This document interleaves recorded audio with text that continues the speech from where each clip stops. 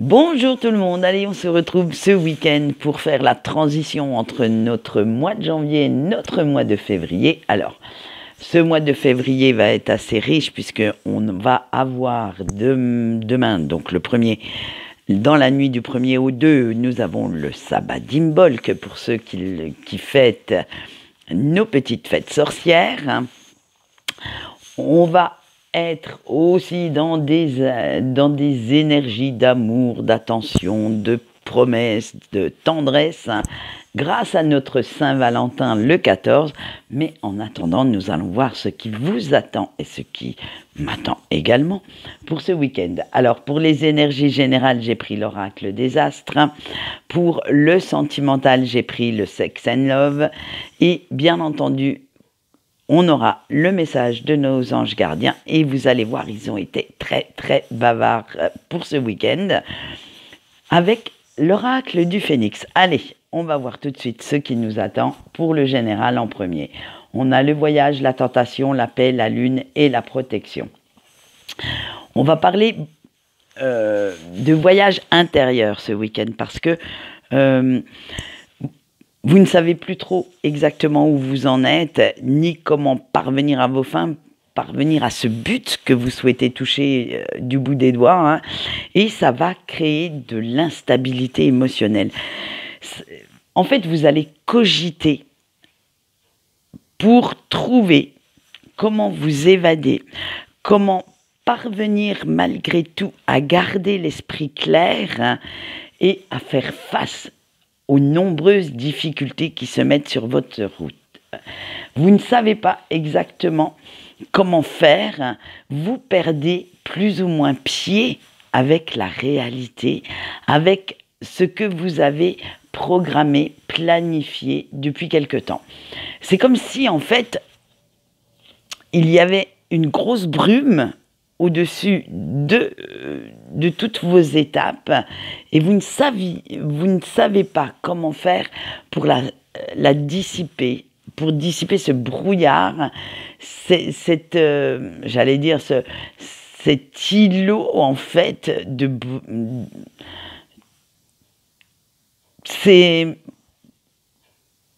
j'arrive même pas à trouver mes mots tellement je vois ce brouillard s'apesantir au-dessus de vous et au-dessus de tout ce que vous faites. À la limite, c'est tellement flou que vous ne savez pas quelle route prendre.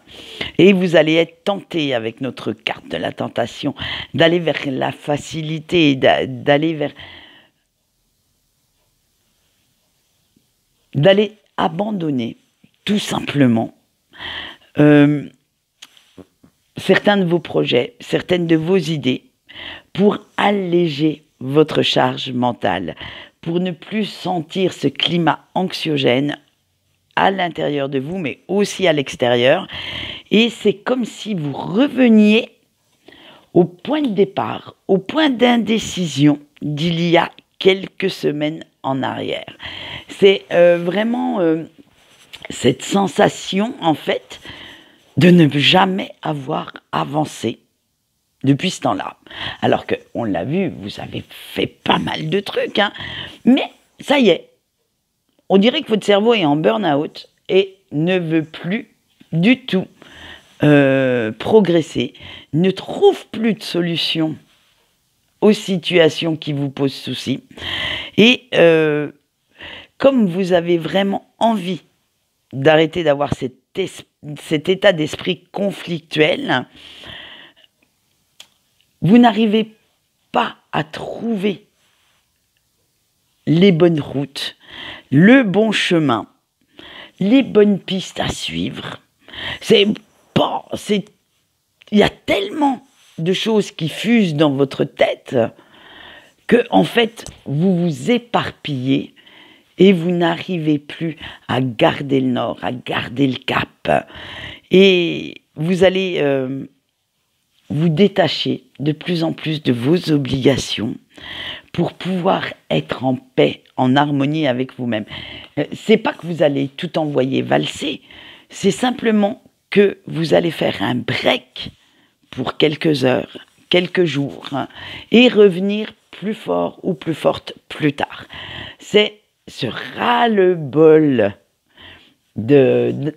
j'allais dire, de planification, d'intellectualisation. Oh là, c'était dur ça. De vos projets qui font que maintenant, vous avez, pour ce week-end, envie de lâcher du mou. Vous avez envie de lâcher un petit peu tout ça et d'arrêter de vous en faire, d'arrêter de vous projeter et ne vivre que le moment présent. Il y a aussi le fait que vous avez tellement peur de déplaire à vos proches que vous ne savez pas si vous devez suivre votre intuition ou, pour une fois, au contraire, faire comme eux le souhaitent et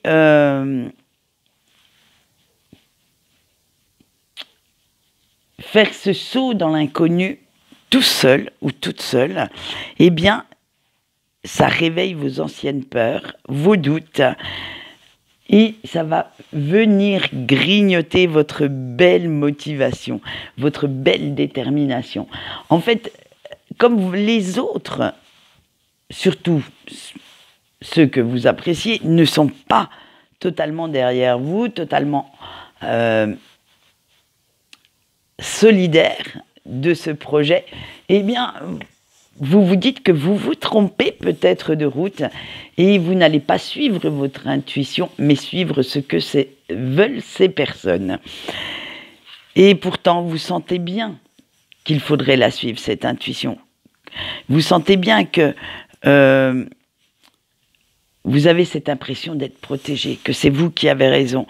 Vous avez l'impression que quoi que vous fassiez, ça pourrait le faire. Que vous avez les compétences, les capacités d'entreprendre ce dont vous avez envie.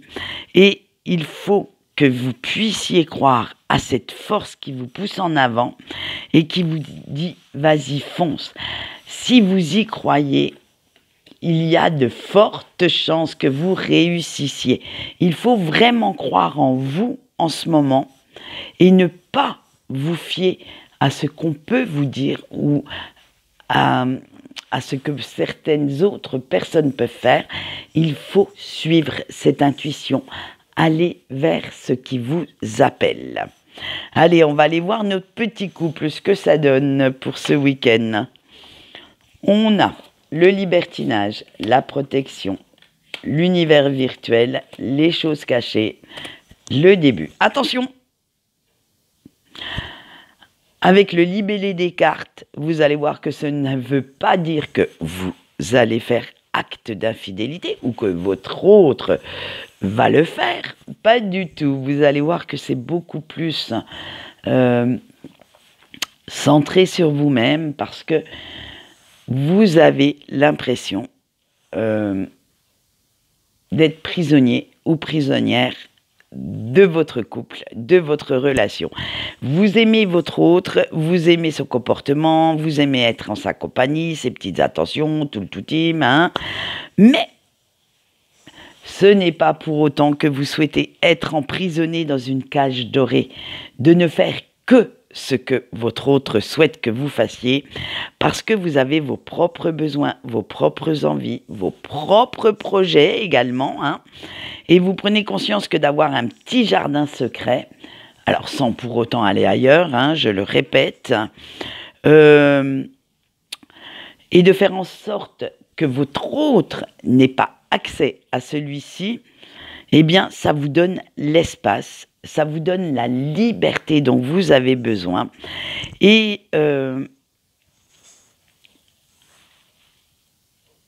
ça vous comment dire, conforte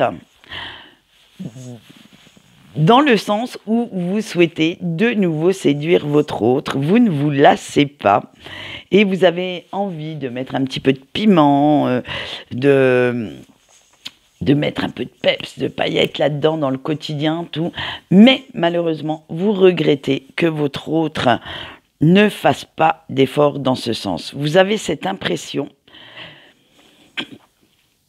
que pour lui ou pour elle, eh bien, vous êtes acquis ou acquise et ça vous agace fortement qu'il ou qu'elle ne fait pas les efforts que vous espérez, qu'elle ne fait pas les mêmes efforts que vous pour pouvoir raviver la flamme, pour pouvoir... En fait, votre autre se laisse bien aller dans cette relation, hein. Vous êtes à ses côtés, ça lui suffit, lui ou elle, le reste, s'en fout un petit peu, hein.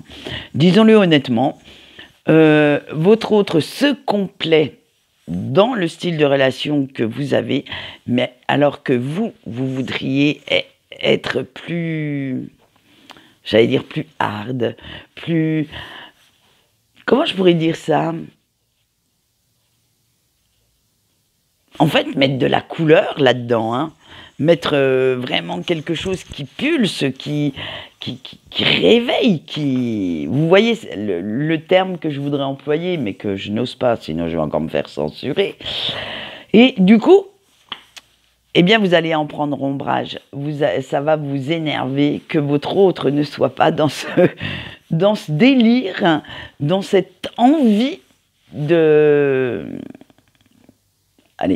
coquinerie, et fait en sorte, ouais, voilà, ses petites habitudes, sa petite routine, sa petite zone de confort, ça lui convient parfaitement. Et alors que vous, ça pulse beaucoup plus, vous voudriez beaucoup plus aller vers quelque chose qui met le feu, qui met de la passion, qui met... Alors attention, hein, vous savez que la passion brûle, alors n'allez pas non plus mettre le feu aux poudres en cherchant cette passion ailleurs qu'à la maison. Avis à bon entendeur, il se pourrait peut-être que... Hein. Allez, on continue avec nos célibataires. On a la solitude, l'engagement, la jouissance, les pensées et l'harmonie. Allez, nos chers célibataires, toujours cette indécision qui trotte dans la tête, hein. Être célibataire ou vous diriger vers une relation beaucoup plus sérieuse devient votre plus grande question existentielle pour l'instant. Et même si vous avez envie de rejoindre le clan des couples, des relations sérieuses, vous n'arrivez pas à vous détacher du côté éphémère de certaines relations. Parce que, en fait, ce côté éphémère, ce côté one shot, sans lendemain, eh bien, vous conforte dans l'idée qu'être en couple, c'est d'être prisonnier de l'autre, c'est être prisonnier du quotidien. Mais il y a l'autre partie de vous qui se sent très très seule le soir devant sa télé, hein. Et oui, il y a toujours cette dualité intérieure, ce conflit. Et vous vous dites que quand même, hein, avoir une relation sérieuse et quelqu'un avec qui partager de bons moments, partager des discussions, des sorties, et plus si affinité, eh bien c'est quand même pas si mal que ça. Et ça va être ce conflit intérieur ce week-end qui va primer, parce que entre vos envies et vos besoins, ça va vous créer une baisse de morale, une baisse d'énergie. Et si vous voulez retrouver la paix, l'harmonie dans votre tête, surtout pour que tout soit clair, vous allez devoir bosser et enfin prendre la fameuse décision et surtout, vous y tenir. C'est pas le lundi, je pense que je veux être en couple, le mardi, je ne veux plus, le mercredi, je veux, le jeudi, je ne veux plus. Bref, il faut arrêter ce conflit mental si vous voulez vous donner une chance d'être heureux ou heureuse. Alors, que ce soit dans un couple ou en continuant d'avoir des aventures sans lendemain. Ça, c'est à vous de voir, c'est à vous de savoir ce qui est préférable pour l'instant, parce que rien ne vous... vous pouvez très bien vous y tenir pendant quelques semaines, quelques mois, et d'ici l'été, changer d'avis. Mais pour l'instant, désolé de vous le dire, il faut arrêter de jouer la girouette d'une minute à l'autre. Hein. Ce n'est plus possible parce que c'est ça qui fait que vous n'arrivez pas à vous stabiliser émotionnellement parlant actuellement. Voilà ce que j'avais à dire pour les célibataires. Maintenant, nous allons passer au petit break. Nous avons l'équilibre, la séparation, l'abstinence, l'accord charnel et le quotidien loisir.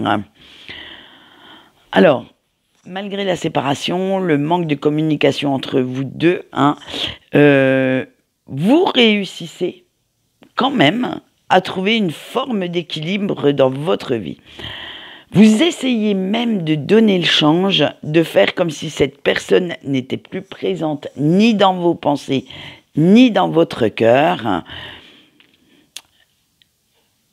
Mais malheureusement, même si vous dites à votre entourage que vous pouvez très très bien vous en passer et que cet entourage ne se doute pas que vous éprouvez encore de l'attirance physique, encore de l'attirance amoureuse pour la personne de votre cœur, elle est là. Elle est quand même présente dans vos pensées, dans votre cœur, et vous faites tout, mais tout pour pouvoir oublier. Alors, vous allez avoir pas mal d'activités, vous vous efforcez de faire plein de choses, d'avoir une vie riche, alors que ce soit en rencontre, en activité, peut-être professionnellement aussi, pour pouvoir occuper l'esprit. Mais ce n'est qu'un leurre, parce que vos pensées sont toujours tournées secrètement vers l'élu de votre cœur, et vous avez du mal à vous en détourner. Vous avez du mal, en fait, à vous dire que vous avez besoin de cette personne, à reconnaître, à admettre le lien qui existe entre vous deux. Et c'est ça, ce week-end, qui va créer un grand conflit intérieur et mettre votre morale en berne, parce que vous ressentez sa présence tout en la rejetant. C'est-à-dire que vous n'admettez pas que l'amour est toujours présent, que l'amour est toujours là, comme ciment entre vous deux, et vous vous posez la question « Pourquoi ?» Pourquoi être encore autant attiré par cette personne alors qu'elle a pu vous faire les 400 000 coups, vous mettre plus bas que terre à certains moments, mais vous n'arrivez pas à savoir pourquoi vous retournez et vous espérez le retour de cet homme ou de cette femme. Alors là, ça va être la grande question existentielle pour vous ce week-end, et vous allez voir que ça va vous mettre dans tous vos états. Bien, on va passer au message sur ce. On va passer. Je suis très optimiste pour les relations amoureuses ou les non amoureuses, pour les célibataires, pour ce week-end. On va passer au message de votre ange gardien, excusez-moi les bafouillages. Et ceux-ci seront donnés sur 8 cartes. Et oui, je vous avais dit qu'ils étaient très bavards pour ce week-end. Donc, on va voir ce qu'ils ont à vous dire. Alors, vous pouvez en choisir une ou plusieurs. Ça, c'est vous qui voyez. Juste la lire une fois, ça devrait suffire. Mais sinon, vous en servir comme petit mantra pour le week-end. Et on va voir tout de suite la carte 1 avec considérer autrui. Et votre ange gardien vous dit, même si tu restes capitaine de ton navire, tu as quand même besoin des autres pour t'aider à naviguer. Le choix 2 avec tirer les leçons du passé. Ne t'accroche pas à ton passé, mais sers-toi de lui pour avoir un meilleur avenir. Le choix 3 avec l'heure de l'envol est venue. Et si pour une fois tu déployais tes ailes en te disant que tout est possible. Le choix 4 avec une alternative. J'ai bugué là. Je suis désolée. Une alternative s'offre à vous. Il n'y a pas qu'un seul chemin qui peut te mener à la réussite. Le 5, avec cette situation est nécessaire. Les épreuves sont source d'inspiration pour avancer. Le 6, avec aimer votre vie, ne regarde pas ce qui te manque, mais ce que tu as déjà accompli. Le 7, avec la transformation, il est temps d'ouvrir ton esprit à d'autres perspectives. Et le 8, avec profiter de l'amour de vos êtres chers, c'est auprès des tiens que tu trouveras le soutien dont tu as besoin. Voilà, je vais arrêter de bafouiller pour aujourd'hui. Ça me promet encore une sacrée journée, ça. Et en attendant, je vais vous souhaiter une bonne journée, un bon week-end. Et pour ceux qui ne viennent pas sur Facebook, on se retrouve lundi avec le tirage des énergies de cette nouvelle semaine. En attendant, je vous fais de gros bisous et je vous dis au revoir.